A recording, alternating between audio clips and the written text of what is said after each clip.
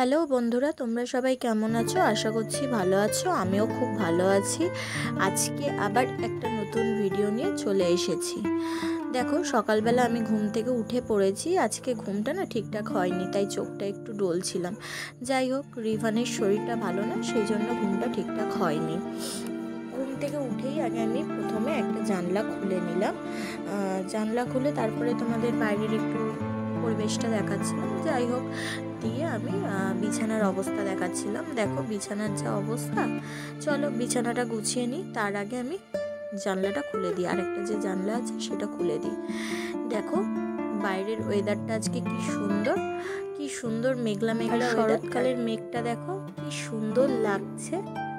দেখো তোমরা, মেঘটা দেখেই মনটা ভরে যাচ্ছে। দেখো যাই হোক, চলো এবার আমি বিছানাটা গুছিয়ে নিই। তোমাদের একটু বলে রাখি, আজকে না মাঝখানের আমার কিছু ভিডিও ক্লিপ নেওয়া হয়নি। এইটা তখন 4টে সাড়ে 4টে বাজে। আমি রেডি হচ্ছিলাম রিভানকে ডাক্তারের কাছে নিয়ে যাব বলে। তোমাদের আগের দিনের ভিডিওতে আমি বলেছি যে ওর শরীরটা ভালো নেই। আমি এখানে ডাক্তার দেখিয়েছিলাম, যেহেতু ওর ডক্টর ছিল না, ওর ডক্টর একটু আউট অফ স্টেশন ছিল, সেই জন্য আমি এই কাছাকাছি ডাক্তার দেখিয়েছিলাম, কিন্তু ওর তাও শরীরটা ঠিক হয়নি। তাই আজকে যেহেতু ওনার চেম্বার ছিল, আমি গিয়েছিলাম ডক্টর দেখাতে। তো আজকে না উনি সেই স্মৃতির মোড়ে বসবে নীলকুঠিতে। তোমরা জানো কিনা আমি জানি না, তা নীলকুঠিতে বসবে, তাই আমি যাব বলে রেডি হচ্ছিলাম। এইদিকে রিভান ঘুমাচ্ছিল, ওকেও ঘুম থেকে তুলে আমি রেডি করে নিয়েছি। দেখো ওর চোখ মুখ দেখলে তোমরা বুঝতে পারবে একটু অফও হয়ে গেছে মুখটা, যেহেতু কাঁচা ঘুম ছিল ওর। ঘুম থেকেই তুলে আমি নিয়ে যাচ্ছি। উনি 5:30 দিয়ে বসেন নীলকুঠিতে, স্মৃতির মোড়ের নীলকুঠিতে 5:30 দিয়ে বসেন।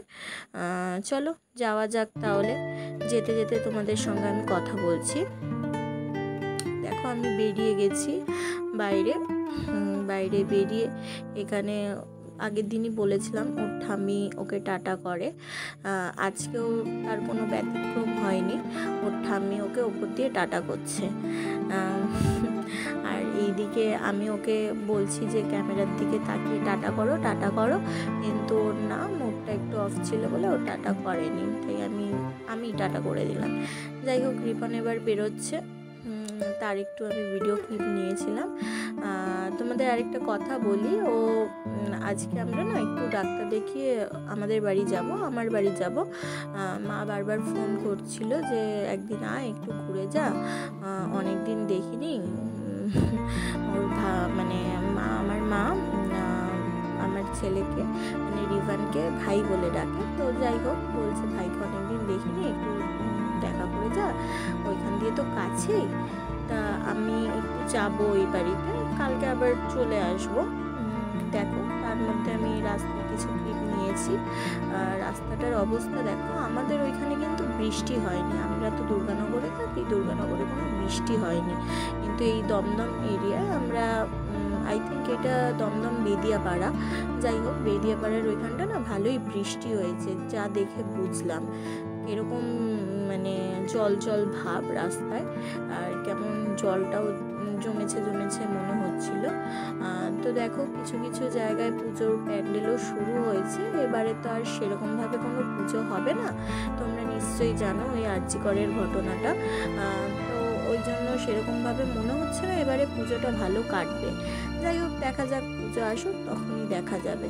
দেখো এটা ওই বেদিয়াপাড়ার সামনেটা, এখানে কয়েকটা আছে, স্ট্যাচু টাইপের করা আছে, কি সুন্দর স্ট্যাচুটা। আর এই দিকে দেখো আমি রিভানকে দেখাচ্ছিলাম, রিভানকে বলছিলাম এই দিকে তাকা, কিন্তু বাবু এই জায়গাটা বিকালবেলা আসলে না, মানে বিকাল যাই হোক সন্ধ্যেবেলা আসলে দেখো তোমরা এই স্ট্যাচুটা দেখতে পারবে। দেখো রিভানের স্ট্যাচু করা, একবার আমার এই জায়গাটা দারুণ লাগে, দারুণ। মানে রিপনের পিঠের মধ্যে মাথা দিয়ে কিরকম শুয়েছে দেখো তোমরা। মাথাটা বারবার দিচ্ছে তুলছে, বারবার দিচ্ছে তুলছে।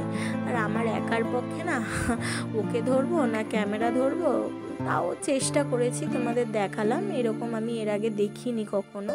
ও দাঁড়িয়ে দাঁড়িয়ে যায়, কিন্তু এইভাবে মাথাটা দিয়ে, যেহেতু ওর শরীরটা ভালো না ওই জন্য মাথাটা ওরকমভাবে দিয়ে ও যাচ্ছে। যাই হোক, কথা বলতে বলতে প্রায় চলেই এসেছি নীলকুঠি। দেখো রাস্তাটাও কীরকম জ্যাম টাইপের, তোমরা দেখতে পাবে। আমরা আমার গন্তব্যে চলে এসেছি। দেখো প্রায় সিঁথির মোড়ের কাছাকাছি চলে এসেছি। আজকে না সেইভাবে কোনো ভিডিও করা হয়নি, ভিডিও ক্লিপ নেওয়া হয়নি। যেটুকু পেরেছি সেটুকু তোমাদের সঙ্গে আমি শেয়ার করেছি। এই দেখো আমরা চলে এসেছি, নীলকুঠি বলে লেখা আছে। দিয়ে আমি তোমাদের বললাম না যে আমি একটু বাড়ি যাব, এই যে বাড়ি এসেছি। আর মিমি দেখো আমাকে ছেঁকে ধরেছে। মিমি কি বলবো, আমরা আসলে মিমি মনে হয় পাগল হয়ে যায়। দেখো তোমরা খালি দেখো মিমি কি করবে। যাই হোক, আমি আবার একটু বেরোচ্ছিলাম, বাবুকে মায়ের কাছে রেখে আমি একটু বেরোচ্ছিলাম। আর এখানে আমি আবার গায়ে টয়লেট করে দিয়েছিলাম, প্যান্টটা ভিজিয়ে না এসে, এই জন্য আমি একটু প্যান্টটাও চেঞ্জ করে নিলাম। দেখো এই রাস্তাটা তোমরা চেনো কিনা আমাকে একটু কমেন্ট করে জানিও তো। এটা কিন্তু আমাদের বাড়ির এখানে, তোমাদের বলেইছিলাম যে আমি 11 নম্বরে থাকি, আরিয়াদহে থাকি। যাই হোক, দেখো তোমরা, আমরা এখন একটু মোমো খাবো বলে রিপনকে আমি বলছিলাম যে অনেক দিন মোমো খাওয়া হয়নি, চলো একটু মোমো খেয়ে আসি। মোমো খেয়ে আসি বলতে আমি রাস্তায় দাঁড়িয়ে খাই না কখনো। আর সত্যি কথা বলতে কি বলো তো, আমার রেস্টুরেন্টের থেকে বাইরের যে এমনি ফুটপাতে যে মোমোর দোকানগুলো হয় না, ওই দোকান দিয়ে মোমো খেতে বেশি ভালো লাগে। কেন জানি না, আমার বেশি টেস্টি লাগে আর কি।